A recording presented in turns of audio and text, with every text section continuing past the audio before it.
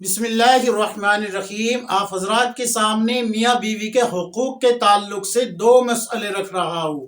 یاد رکھے، میاں بیوی کے تعلق سے ایک پورا کورس میں آپ حضرات کے سامنے رکھ رہا ہوں حقوق کے تعلق سے۔ رفتہ رفتہ ہر روز ایک ویڈیو میں کم از کم دو مسئلے آپ حضرات کے سامنے پیش کروں گا۔ سائل نے سوال کیا ہے، السلام علیکم ورحمۃ اللہ وبرکاتہ۔ مفتی صاحب، میرا ایک سوال ہے کہ میں اپنی بیوی کو اپنی اجازت سے اس کے میکے بھیج دیتا ہوں اور کبھی کبھی خود بھی لے کے جاتا ہوں، لیکن جب اس کے گھر والے لے کے جاتے ہیں تو جب میں واپس لینے جاتا ہوں تو وہ بھیجنے میں آناکانی کرتے ہیں، جس کی وجہ سے تلخی اور کڑواہٹ پیدا ہو جاتی ہے دونوں کے اندر، یعنی کہ میاں بیوی میں بھی اور میرے ساتھ، میرے سسرال والوں کے ساتھ بھی۔ تو میں نے یہ سوچا کہ اس کو اس طریقے سے نہ بھیج کے اپنی بیوی کو، بلکہ سیدھا سیدھا کوئی فنکشن ہے، ایسے اس فنکشن میں شادی کا فنکشن ہے یا کوئی اور فنکشن ہے، صرف ایسے ماحول میں بھیجوں، نہ کہ جیسے کہ روٹین چل رہا تھا ایسے بھیجنا بند کر دوں۔ تو شریعت کا کیا حکم ہے اس بارے میں؟ اور دوسرا مسئلہ یہ ہے کہ ایک عورت جو کہ اپنے شوہر سے ہر وقت لڑتی رہتی ہے، ہر وقت بات بات پہ لڑتی ہے، تو شریعت کا کیا حکم ہے ایسی عورت کے بارے میں؟ تو یہ دونوں مسئلے میں آپ حضرات کے سامنے کتاب النوازل جلد نمبر 15 صفحہ نمبر 158 159 160 آپ کھول کے دیکھ لیجئے، یہ تمام مسائل آپ کو مل جائیں گے۔ سب سے پہلے آپ کو میں یہ بات بتا دوں کہ آپ کے جو سسرال والے ہیں ان کو ایسا ہرگز نہیں کرنا چاہیے کہ آپ بخوشی بھیج دیتے ہیں اور پھر وہ آپ سے خوشامد کراتے ہیں اور لڑائی جھگڑے تک بات پہنچ جاتی ہے، تلخی اور ناگواری ہوتی ہے۔ تو آپ دونوں کے بیچ میں یہ ایک دیوار بن رہے ہیں، اور یہ دیوار بننا کل آپ کو تو شاید اتنا نقصان نہ دے جتنا کہ آپ کے سسرال والوں کو نقصان دے جائے گا۔ یاد رکھیے، بیٹی کی طرف سے جو ہے ماں باپ کو محتاط رہنا چاہیے کہ جب شوہر نے بلایا تو بھیج دو، کیونکہ شوہر کا حق ماں باپ سے زیادہ ہو جاتا ہے نکاح کے بعد لڑکی پہ۔ یاد رکھے اس بات کو۔ لیکن یہ ہرگز آپ نے بھی مناسب نہیں ہے کہ آپ کی بات بھی کہ میں صرف فنکشن میں ہی بھیجوں، نہیں، جیسے معمول چل رہا ہے آپ کا ویسے بھیجتے رہے۔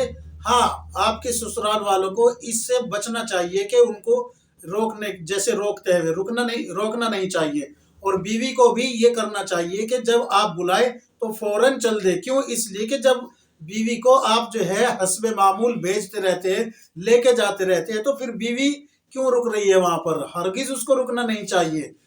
ایسی کوئی روایت نہیں ملتی جس میں کہ رسول اللہ صلی اللہ علیہ وسلم نے یہ فرمایا ہو کہ بیوی جو ہے اپنے میکے میں رہ جائے گی شوہر کی نافرمانی کر کے۔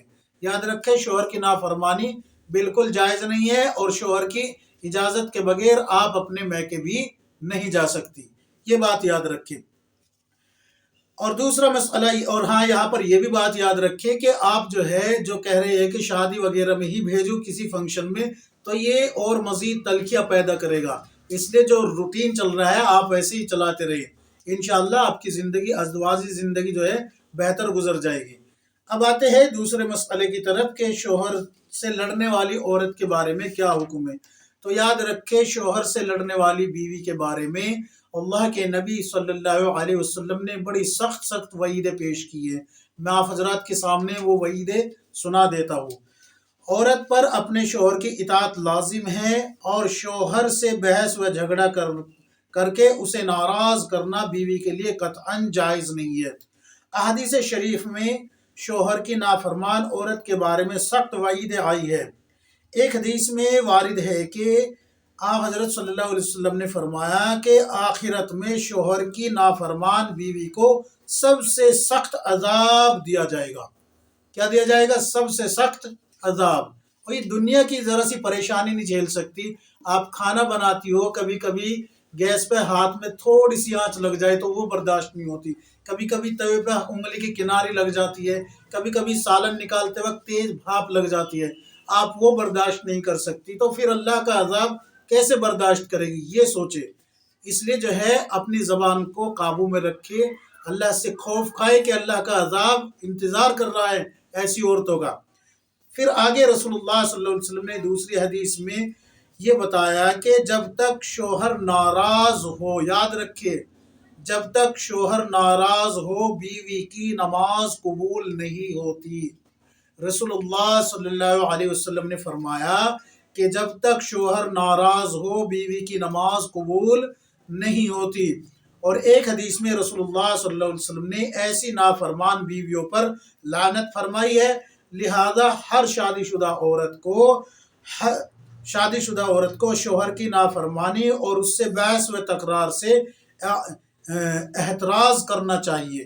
یاد رکھے یہ جو زندگی ہے مختصر زندگی ہے، بڑی تھوڑی زندگی ہے، یہ گزر جائے گی، لیکن آنے والی زندگی جو کہ موت کے بعد شروع ہونی ہے وہ زندگی ایسی ہے جو کبھی ختم نہیں ہوگی۔ اور یہ حقوق ہے، حقوق العباد۔ حقوق العباد اس کو کہا ہے جو بندے کے حق ہوتے ہیں۔ اگر آپ کا شوہر آپ کے لیے جو ہے ایسا ہے کہ آپ کے ساتھ برا سلوک کرتا ہے، مارتا پیٹتا ہے، تو اس کی شکایت آپ جو ہے اپنے والدین سے کر سکتی ہے، لیکن بد کلامی کرنے کی اجازت نہیں ہے۔ اور اگر وہ ٹھیک رکھتا ہے اور پھر بھی آپ بد کلامی کرتی ہیں تو پھر یاد رکھے کہ قیامت کے دن 3 عدالتیں لگے گی، ایک اسلام اور کفر کی جس میں اسلام کو غلبہ آ جائے گا، ایک حقوق اللہ کی جس میں اللہ تبارک و تعالیٰ اپنے حق پوچھے گا اور اس میں اللہ کو رحم کرنے والا پائیں گے تو اللہ معاف کر دے گا، لیکن ایک عدالت لگے گی حقوق العباد کی جس میں بندے کے حق بندے پہ ہوگے۔